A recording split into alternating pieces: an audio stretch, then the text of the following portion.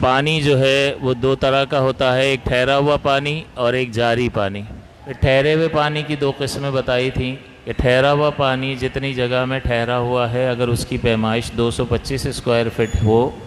تو یہ ٹھہرا ہوا کثیر کہلاتا ہے، یا اس سے زیادہ میں ٹھہرا ہوا ہو تو ٹھہرا ہوا کثیر کہلاتا ہے، اور اس کا حکم وہی ہوتا ہے جو جاری پانی کا حکم ہوتا ہے۔ اور اس سے کم جگہ میں ٹھہرا ہوا ہے تو وہ ٹھہرا ہوا قلیل پانی کہلاتا ہے۔ اس کی ساری تفصیل آپ کے سامنے ذکر کر دی تھی۔ اس میں ایک بات یہ بیان کرنا رہ گئی تھی کہ ٹھہرا ہوا قلیل پانی جو ہوتا ہے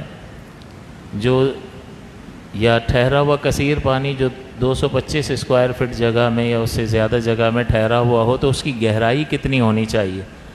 گہرائی اتنی ہونا ضروری ہے کہ ہم پانی اس میں سے چلو لیں تو زمین نظر نہ آئے،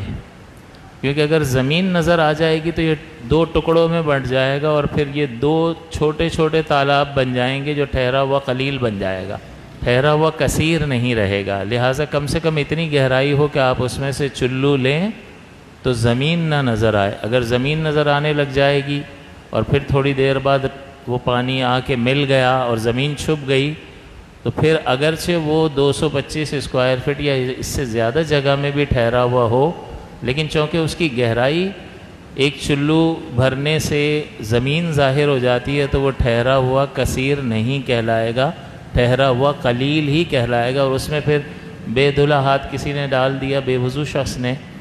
تو پھر وہ پانی مستعمل ہو جائے گا۔ تو 225 اسکوائر فٹ اور گہرائی اتنی کہ چلو لیں تو زمین نظر نہ آئے، اور اگر گول جگہ میں پانی ٹھہرا ہوا ہے تو اس کی گولائی 52.5 فٹ ہو تو یہ ٹھہرا ہوا کثیر پانی کہلاتا ہے۔